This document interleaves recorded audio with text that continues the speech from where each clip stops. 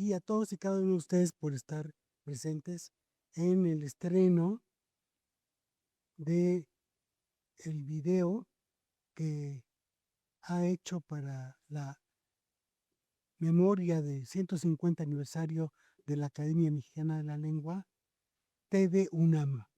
No es una casualidad que se haya dado esta iniciativa por parte de TV UNAM y la Academia, pues tanto la Universidad Nacional Autónoma de México y la Academia Mexicana de la Lengua comparten un horizonte de preocupación por el saber, la ética, la ciudadanía, la educación y la buena producción en el caso de TV UNAM, de cada uno de sus materiales, y en el caso de la academia, de la organización de el caudal lingüístico y el saber en torno a las lenguas, la lengua española. Y TV UNAM se ofreció a cubrir la serie de conferencias que impartió la Academia Mexicana de la Lengua el año pasado en Donceles 66, en una semana muy nutrida, donde estuvieron prácticamente representados, pues si no todos los académicos, muchos académicos, y empezando por el director, don Gonzalo Celorio, y por parte de la Universidad Nacional, el rector Leonardo Lomelí, nuestra subdirectora doña Concepción Compani, el director de la Real Academia Española, don Santiago Muñoz Machado, el director de la Asociación de Academias de la Lengua Española y muchos otros académicos. Y hubo una destreza por parte de TV UNAM y por parte también de la Academia para lograr acomodar todas esas voces y esas participaciones en un solo flujo que tiene la virtud para mí de la sintaxis, la sindéresis, la armonía con que van fluyendo los textos, y esto hace que el video que hoy estamos presentando sea a la vez un reflejo de la actividad de la academia, pero también un reflejo de la capacidad de producción y de síntesis de TV UNAM. No quiero distraer demasiado este preámbulo y vamos a ver 3, 2, 1, el video que preparó TV UNAM para el 150 aniversario de la Academia Mexicana de la Lengua, que fue coordinado y que fue animado con mucho entusiasmo, por nuestro director, don Gonzalo Celorio Blasco, que pues sigue muy atento esta transmisión. Con ustedes el video de TV UNAM. 150 años de la Academia Mexicana de la Lengua, siglo y medio de presencia en la vida nacional. En el convulso siglo XIX, marcado por guerras de independencia, conflictos internos y restauraciones políticas, la lengua española se alzó como vínculo cultural. En ese contexto surgió la necesidad de construir instituciones que preservaran el idioma español, lo fomentaran en su esplendor literario y garantizasen su vigencia entre generaciones futuras. Inspirada por la Real Academia Española, nació la idea de una academia propia que defendiera la lengua en el crisol de nuestra realidad lingüística y velara por su unidad. Aunque la Academia Mexicana de la Lengua se constituyó formalmente en 1875, sus raíces se hunden en iniciativas previas. En 1835 surgieron intentos de crear academias de la lengua que no prosperaron. En 1865 la Academia Imperial y en 1870 la Academia Nacional de Ciencias y Literatura intentaron afianzarse con el mismo propósito, pero la inestabilidad política las debilitó. Finalmente, las condiciones fueron propicias para materializar el proyecto tras la restauración de la República. La primera sesión de la Academia Mexicana de la Lengua se celebró el 11 de septiembre de 1875 en la casa de su primer bibliotecario, Alejandro Arango y Escandón, en la calle Medinas, hoy República de Cuba número 86, en el centro de la Ciudad de México. El 25 de septiembre de ese mismo año se eligió la primera junta directiva. José María de Basoco, director, Joaquín García y Casbalceta, secretario, Manuel Peredo, censor, y José María Roa Bárcena, tesorero. En su origen, la Academia contó con 13 de los posibles 18 miembros permitidos por la normativa de la Real Academia Española. Las reflexiones aquí reunidas se pronunciaron durante las jornadas académicas Siglo y Medio de Presencia en la Vida Nacional, celebradas del 2 al 11 de septiembre de 2025, con motivo del 150 aniversario de la Academia Mexicana de la Lengua. Se trataba fundamentalmente de velar por la unidad de la lengua española porque existía el temor de que esta vastedad territorial diera como resultado la atomización, la fragmentación de la lengua española, como había ocurrido con el latín. El proceso puede sintetizarse de la siguiente manera. La Real Academia Española, fundada en 1713 seguramente por la llegada de la afrancesada dinastía Borbón al gobierno del Imperio Hispánico, dispuso a finales de 1870 la creación de 8 academias correspondientes en Hispanoamérica, una de las cuales debía ser la mexicana. Si bien reconocía la Real Academia Española que 5 decenios atrás se habían roto los lazos de dependencia política, para dicha corporación la prioridad era que hablábamos, y lo cito como dice su documento, una misma lengua, y que el número de hispanoparlantes en el continente americano era superior al de los ciudadanos españoles.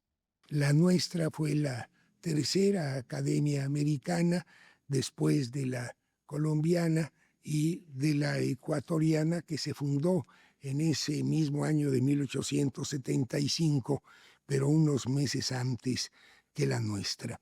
En la actualidad son 23 academias de la lengua española ubicadas en 4 continentes, en Europa por la española, en América, que obviamente es el continente en donde hay el mayor número de instituciones académicas de la lengua. Hay 19 academias en este continente, pero también hay una academia en Asia, la de Filipinas, y una de reciente incorporación, que es la Academia Guineo-Ecuatoriana de la Lengua en África.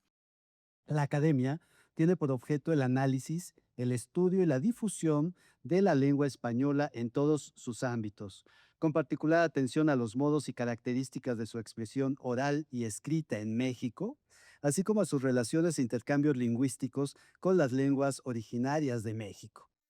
Cuando llegaron los primeros evangelizadores y predicaron en latín, que era la lengua de la iglesia, fracasaron totalmente. Fue entonces cuando empezaron a aprender para predicar en lenguas, primero en náhuatl y purépecha, después en lenguas otomangues, zapoteco y mixteco, poco después también en maya y otras muchas más. Muy pronto estas lenguas tuvieron gramáticas y vocabularios que hoy seguimos usando. La realidad es que se desató un enorme proyecto de gramatización. En los 3 siglos novohispanos se elaboraron 52 gramáticas en 22 lenguas. Pero ¿cuáles son esas lenguas? ¿Qué tanta, pues cuántas, verdad? ¿Cuáles? Y este es un mapa en el que están con diferentes colores las regiones en donde se hablan lenguas de las 11 familias de origen indoamericano todavía con presencia en México. ¿Por qué lingüística misionera? Porque se ha vuelto a valorar el trabajo de aquellos misioneros que viajaron de Europa, ¿no?, a distintas culturas y se enfrentaron a lenguas que no podían en principio entenderse o describirse a partir de la tradición de las gramáticas grecolatinas, pero era la herramienta que tenían. Entonces, con esa herramienta empezaron a describir, a estudiar, a conocer las lenguas, a las nuevas lenguas a las que se estaban enfrentando. Las lenguas son asimismo mundos, entendido este vocablo como conjunto de cosas o de seres que forman un todo orgánico, o bien como conjunto de cosas abstractas, de conceptos que forman un universo según definiciones lexicográficas. Existe una verdadera simbiosis entre el pensamiento y la lengua. Los frailes franciscanos percibieron claramente la relación entrañable que el indígena prehispánico mantenía con su lengua. Y más que traducir, colaron la doctrina cristiana en el molde frástico del idioma náhuatl a la cultura de sus catecúmenos. Los lingüistas consideran que son cerca de 70 lenguas y todas o casi todas tienen variantes, proceso natural que es común a todas las lenguas del mundo, ya que las lenguas tienen vida y como tal cambio, lo que los especialistas llaman cambio lingüístico. Yo creo que es importante hablar de cómo surge el lenguaje. Desde las primeras parejas humanas que se reúnen alrededor de una fogata y tienen la necesidad de comunicarse, tienen que saber qué es lo que le tienen que decir unos a otros. Entonces, un medio de comunicación muy simple que se va enriqueciendo con el paso del tiempo. La sociedad va creciendo, las relaciones se van enriqueciendo, esa primera sociedad quizá nómada se convierte en sedentaria, esa sociedad sedentaria se convierte al mismo tiempo en una necesidad con muchas mayores necesidades de comunicación y a partir de la simple comunicación surge la necesidad de transmitir valores y de transmitir emociones. La manera de comunicación entre los seres humanos es la lengua, tomado su nombre del principal órgano que la hace posible. Órgano que desde el Homo sapiens hemos puesto a funcionar. Tienen lengua otros seres animados, pero no cuentan con una academia canina, felina, delfina, elefantina. La lengua es una actividad transversal a la vida cotidiana de cualquier ser humano, sea cual sea el oficio de ese ser humano, necesita de lengua y la lengua está construida con gramática. El modo de hablar, por supuesto, derivado de esta poderosa herramienta que es la lengua, el modo de hablar es un poderoso identificador de todo individuo. Dime cómo hablas y te voy a decir quién eres, dónde naciste, cuál fue tu grado de escolarización o ausencia de escolarización, con quién te juntas, por qué calles, en qué colonias caminas, etcétera, etcétera, etcétera. En suma, es la lengua por la que ve la Academia Mexicana de la Lengua, las muchas lenguas, el dialecto de México en particular y las lenguas amerindias cuando nos ha tocado abordarlas. Es patrimonio, cualquier lengua es patrimonio esencial, inherente de los seres humanos. Y nada más apropiado que referirnos a la lengua como medio fundamental de comunicación del pensamiento por los diversos cauces que ello implica. Como arqueólogo, tengo que acudir al pasado para ir, como dijera Proust, en busca del tiempo perdido. Tiempo que se expresa por medio de múltiples formas y tiene su propio lenguaje. Ejemplos como códices, arquitectura, cerámica, escultura en piedra y pintura mural. El primer recurso, el primer instrumento de la creación es la palabra. Y la palabra es la materia sobre la cual y con la cual trabajamos todos los miembros de la academia. Hay también algo que todos compartimos, pues es nuestra razón de ser, el interés por el lenguaje, por el habla y la escritura. Todos nosotros hablamos, escribimos y leemos. Todos publicamos. Todos somos creadores. México ha sido siempre un país esencial para el estudio de la lengua y la literatura en español.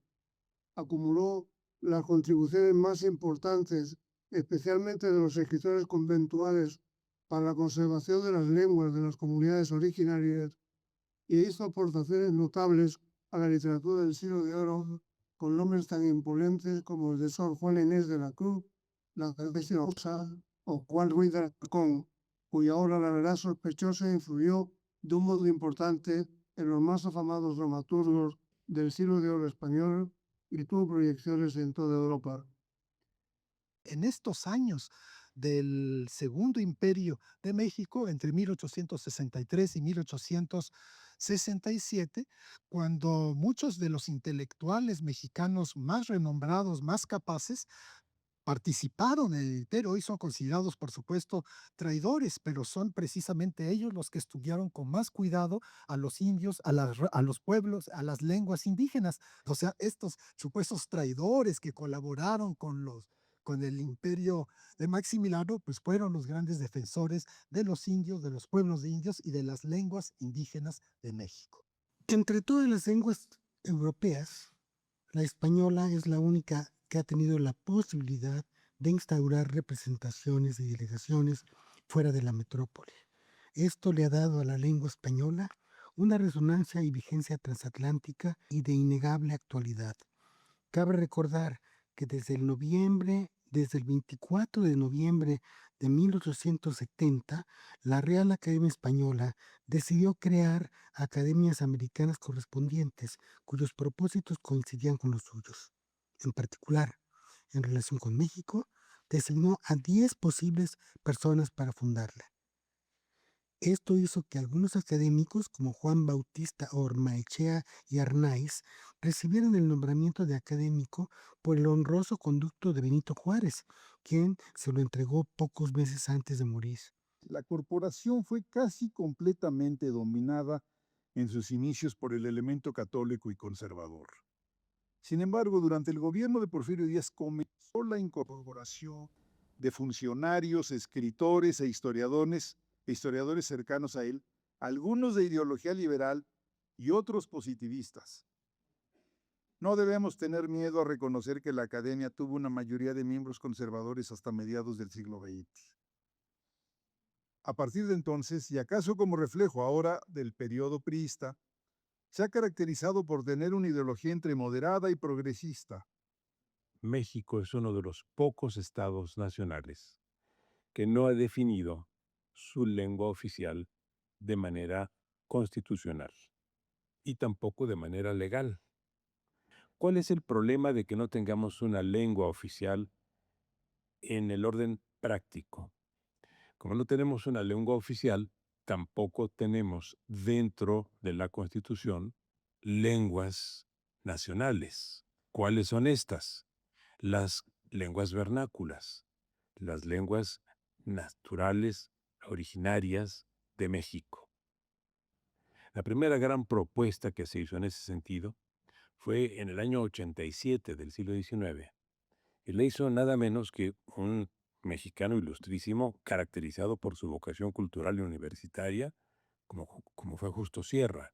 Pero siendo diputado, planteó la conveniencia de que la nación mexicana se vinculara con una lengua a la que él llamaba lengua nacional. Así siguió planteándolo cuando fue subsecretario de Instrucción Pública en 1902. Y desde entonces, en la educación primaria mexicana, se adoptó la materia lengua nacional. Esta materia se impartió en todas las escuelas públicas hasta 1976. Mis sobrinitos también migrantes llegan a Totonilco, el Alto Jalisco, donde vivía, y le digo a mi sobrinita, a mi sobrina, ¿taco de qué quieres? Ahí en una esquina con el taquero. De lengua nacional, tía, me dijo, sí. Entonces es una anécdota muy bonita, porque ¿qué significa para los niños lengua nacional? Es una imagen de un elefante con 5 sabios ciegos. Es una antigua fabulilla india que muchos de ustedes conocerán, y que correspondería a esta idea de la diferente perspectiva que tenemos de las cosas cuando tocamos diferentes partes. Aquella fábula, para quienes la conozcan o la recuerden, consiste en que uno de los ciegos toca la cola del elefante, otro la trompa, otro la pata, la oreja y así, y cada uno, claro, ahí está el elefante de barras, ¿verdad? Y cada uno llega a conclusiones muy diferentes, ¿no? Imaginemos por un momento que ese elefante es la lengua española, ¿no? Y que los sabios ciegos son los encargados de describirla de alguna manera. No es lo mismo el elefante llamado lengua española visto desde Madrid, ciertamente, que visto desde la Ciudad de México, ¿verdad? Esto entraña una perspectiva, ¿no?, a la hora de acercarnos a los hechos. Un censo de 2023 sumábamos en América 482 millones. Es multicultural, en consecuencia es multicentrismo, es multinormativa. Hay muchas normas, todas igualmente válidas, en pie de igualdad. Y además, este carácter internacional significa que la lengua española no está asociada a etnia ni a raza. Es el año de 1951 cuando se lleva a cabo en México el primer congreso de las academias de la lengua española, que entonces eran 17 en total. Obviamente que en este primer congreso, en donde no nada más se invitó a las academias, se invitó a todos los académicos que pertenecían a ellas, se convocó también, obviamente, a la Real Academia Española, esta institución madre, llamémosla así, en ese entonces, que en una primera instancia aceptó esta invitación, pero a menos de un mes antes de su inauguración la declinó por órdenes de la superioridad. Ese es el término que se usó. Pero tuvo algo de ventajoso porque propició que las academias replantearan, las academias americanas replantearan sus relaciones con la institución española. Entonces, en mi opinión, permutan su relación, una relación filial que tenían con la Real Academia, por una relación fraternal, en pie de igualdad. Obviamente que se reconoce a la Real Academia Española como la hermana mayor, la prima inter pares, bueno, por una razón muy sencilla, nos dobla la edad. Pero desde entonces la correspondencia de la Academia Mexicana de la Lengua con la Real Academia Española y con las demás academias, pues ha sido, sin lugar a dudas, más estrecha. Creo que fue muy significativo el hecho de que prevaleció la premisa de que no hay ninguna norma superior del español, sino que la norma es policéntrica y que los criterios de corrección pueden variar de un lugar a otro y que cada norma está en pie de igualdad con respecto a las otras. Hay palabras que están consideradas como mexicanismos, cubanismos, venezolanismos, argentinismos, etcétera, pero no había españolismos. Esto me parece que es muy significativo porque se consideraba que cualquier palabra que se pronunciara o se dijera o fuera usual en el español de España tenía validez general y no. La verdad es que palabras como gilipollas, les aseguro que no es del español general, sino que es un españolismo y ya empezaron a ser registrados como españolismos. La primera idea que tuve acerca de la creación literaria en la Academia Mexicana de la Lengua fue que los creadores que la integran debían ser una especie de caja de resonancia de lo que ocurre en el amplio mundo de la literatura en México. Así como María Moliner nunca ingresó a la Academia de la Lengua Española, Rosario Castellanos nunca ingresó a la Academia Mexicana de la Lengua. Así que sea este parte de su ingreso. Una mujer se queda tirada como piedra en medio de un desierto, o se apaga o se enfría como un remoto fuego. Una mujer se ahoga lentamente en un pantano de saliva amarga. Quien la mira no puede acercarle ni una esponja con vinagre, ni un frasco de veneno, ni un apretado y doloroso puño. Una mujer se llama soledad, se llamará locura. Para elaborar ideas, reflexiones, razones, sentimientos. La riqueza de términos a disposición entraña un proceso de selección y la alegría de hallar la precisa. Mamá, me van a fusilar. Perdóneme por haber dedicado mi vida al ejercicio de las armas que tantas mortificaciones le ha causado. No tengo para dejarle sino un hombre sin mancha. Mamá, ya casi fusilan a Melchor Ocampo. Y tú que ya no estás para mover resignada la cabeza, cuando a algunos varones de tu casa se les quiebra la voz ante tan poca cosa. Hay muchos pasajes poéticos que me desconciertan porque no son comprensibles, claros o lógicos, pero sucede que hay versos absurdos, irracionales o incoherentes que me asombran, me deslumbran, me encantan o me fascinan por su sonoridad, por su ritmo, sus imágenes. La Academia Mexicana de la Lengua es una institución altamente productiva. Publica una cantidad considerable de libros, uno al mes de promedio, que alimentan sus colecciones, algunas señeras de carácter exótico como las de clásicos de la lengua española. En ella figuran obras procedentes de los clásicos de la Real Academia Española que también consideramos parte de nuestra heredad literaria y que nosotros reeditamos, aderezadas con prólogos de nuestros especialistas. Algunas colecciones son de divulgación, como la Academia para Jóvenes y la de manuales, libros útiles que provienen de algunas de las respuestas a las consultas que llegan a la Academia o que abordan temas lingüísticos de interés general. Hay que decir también que tenemos una colección importante que es la de discursos, en donde están consignadas los discursos de ingreso de los académicos y de las respuestas de bienvenida que se dan a estos ingresos y que son coeditados por entre nosotros y la Universidad Nacional Autónoma de México. Debemos mencionar además nuestras publicaciones electrónicas que están a disposición del público en general en nuestra biblioteca digital Décima Musa. La Academia también participa en el programa de lenguaje claro y accesible, impulsado con particular entusiasmo por la Real Academia Española y acogido por la ASALE.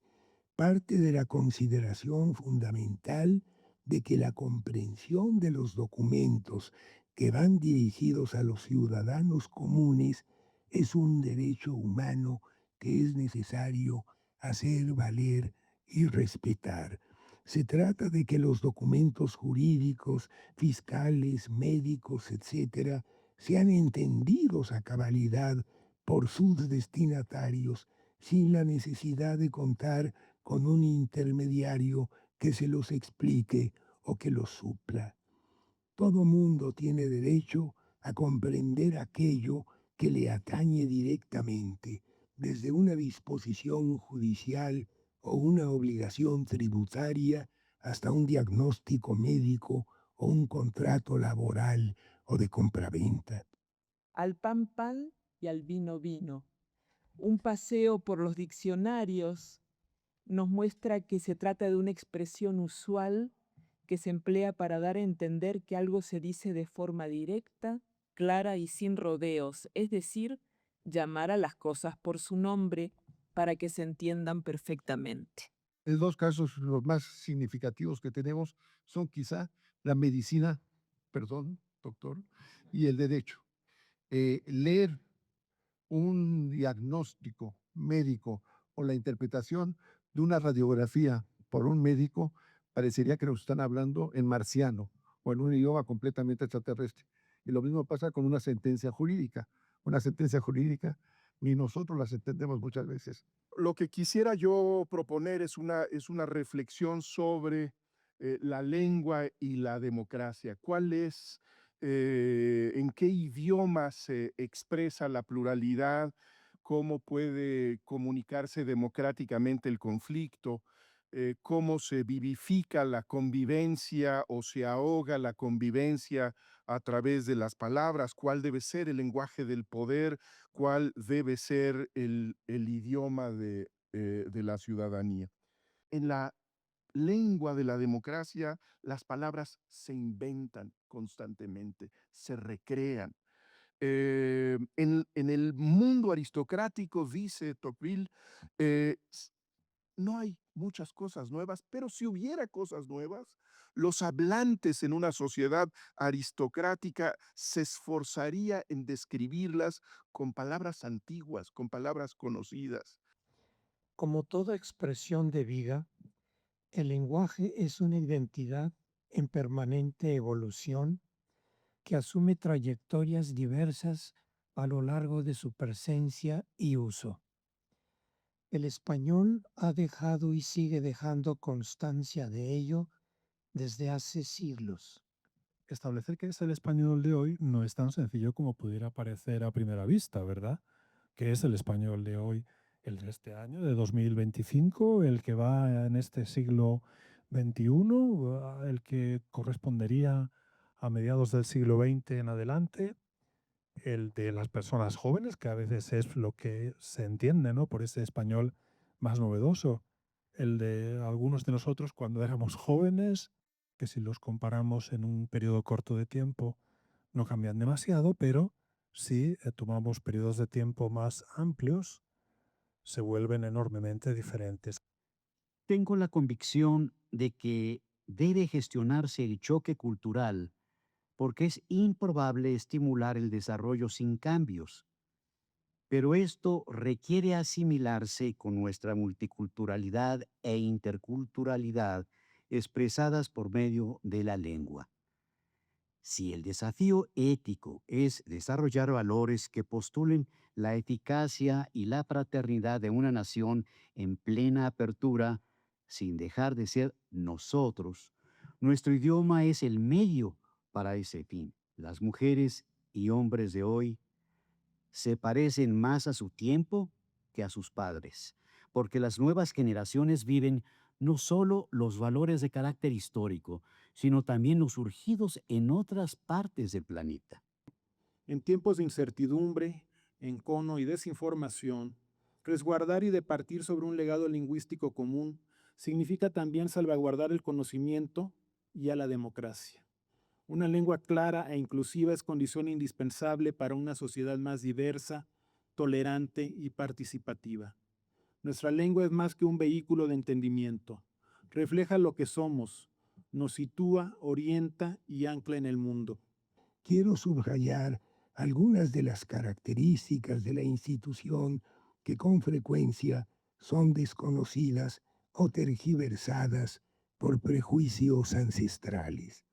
Es una asociación civil laica y apolítica que recibe un subsidio del gobierno federal a través de la Secretaría de Educación Pública, que cuenta con un patrimonio propio y que como institución donataria recibe apoyo de diversas fundaciones mexicanas.